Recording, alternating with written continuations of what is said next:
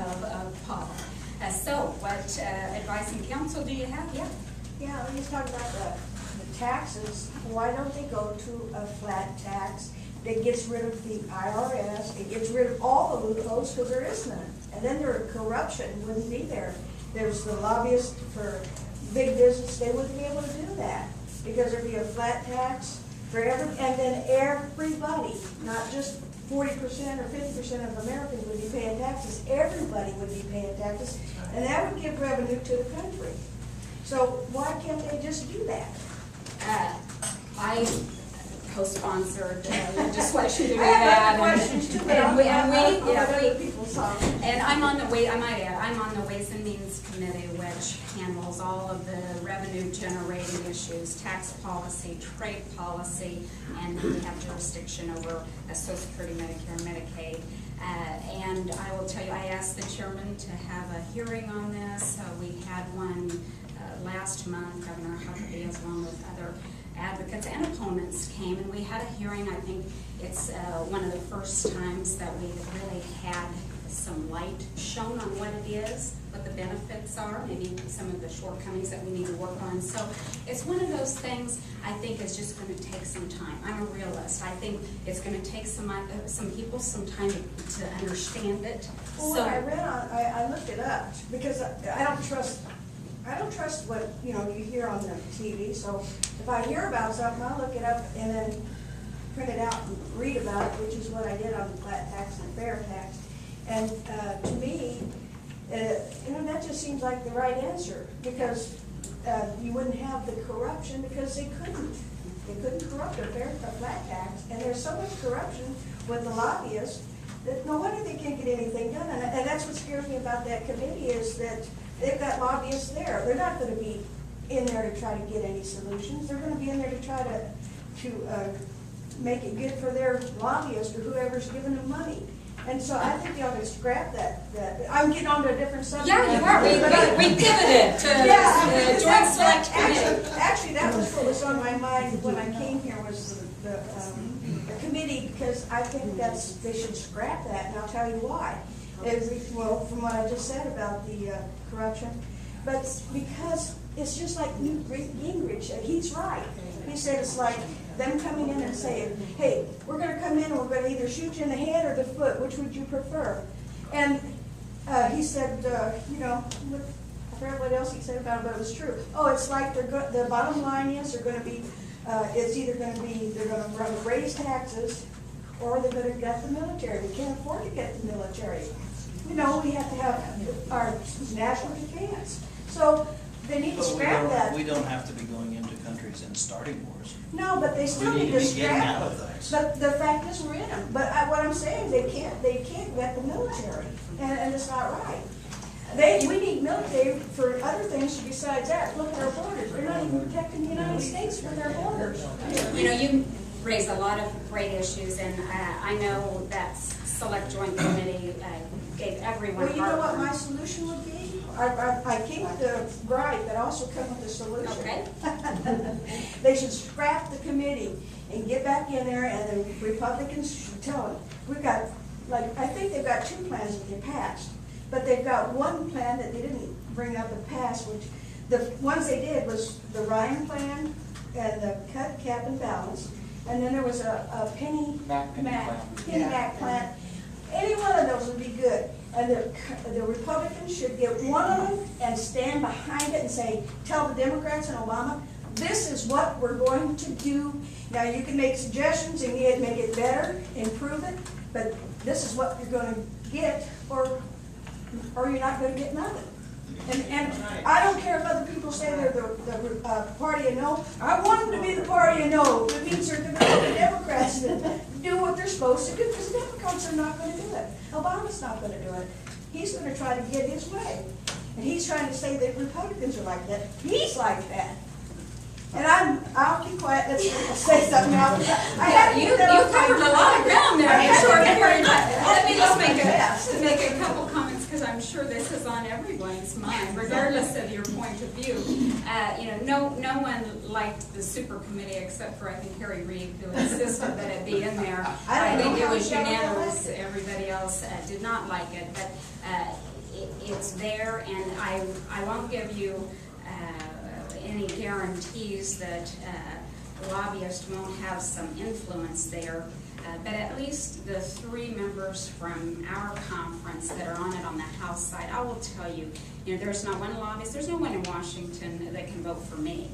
There's no one in Washington that can vote for them. And so I know people tend to think money is maybe a driver there, but if it is, those people need to be replaced. Right. Because We need to blow 'em out. for a lot of us, that just has nothing to do with it. We're there to try to fix the problem. So let's not automatically assume that they're going to have some influence that the voters, the real people, don't I have to give you in the 2010 election, they did get some good people in there, but they're stunning because the Obama people keep saying, oh, the Tea Party. Well, guess who the Tea Party is? Us. Right. American citizens that are tired of the mess. Yeah. We want it straightened out. And I might just tell you, I know there are a lot of people frustrated that not more is getting done from basically the Republican, if you will, perspective. And all I can say is we probably needed to have a different expectation because, we all harken back to our days in government 101, and you learn, a bill becomes law only when the House passes it, the Senate passes it, or you work out an agreement and the President signs it. So the House might not like some ideas. They can stop everything cold. But the House can do nothing to drive an agenda forward unless... By themselves, yeah. By themselves, unless the Senate agrees. And Republican president and some more people in the Senate. I'm telling you, there is nothing you can do. You say hold firm, make them do this. You can't make Barack Obama or Harry Reid. But if they stood firm with the Barack Obama, then have to do something. Why would they sell out I think we their need to move position? on. Okay, but I do want I people think to we need to understand move on. that, well, the dynamics in a divided government, this is what you get. Republicans blew it, I think Democrats blew it. So this is what we have today. And unfortunately, there's just not a lot that the House and the Senate and the President all agree on. Yes, first of all, I would like to thank you for voting to raise the debt ceiling. That I applaud you for. Not me. First, I- well, the second. What? Yeah, what second? Yes. I mean, the second vote where the debt ceiling was, because I find it extremely irritating that we have a bunch of teenage frozen in the hormonal stage of 13, 14-year-olds who just are acting like 2-year-olds, sitting there going, no, no, no. They're just beginning to realize, the 2-year-old, that they are not the whole world centered around them. I applaud the fact that you're wanting to support Medicare and Social Security, because I am sick of the word entitlement being used for this. Amen. I realize that you were not there in 2008, but most of what's up there right now in 2008, they voted not to break their contracts with these poor little corporations who don't pay any taxes. And Walmart, GE, there's a bunch of them that are not paying, a minimum of 7 that have paid no taxes. Rupert Murdoch has paid no taxes to any country. I am tired of the nutcases who are afraid, GOP nutcases who are afraid, and I am a highly embarrassed registered Republican. I am sick of them saying we can't break contracts with corporations, but we can break a 70-year-old contract with the American citizens who have paid money into this contract.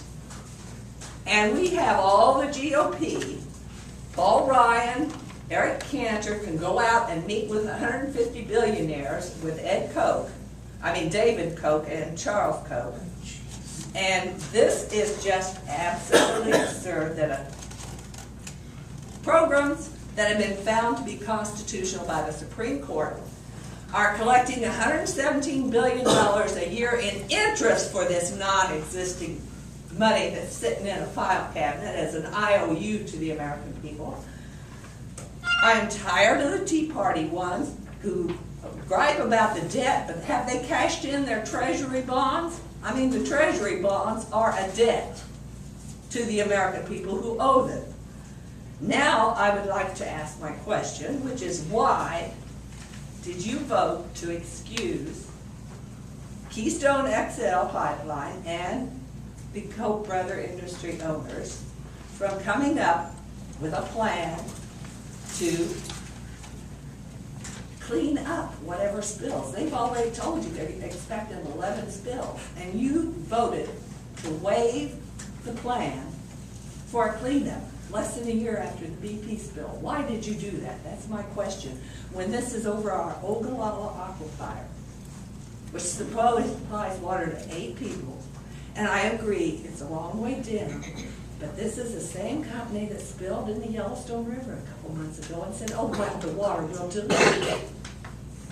Okay, wow, we got a lot of ground to cover there.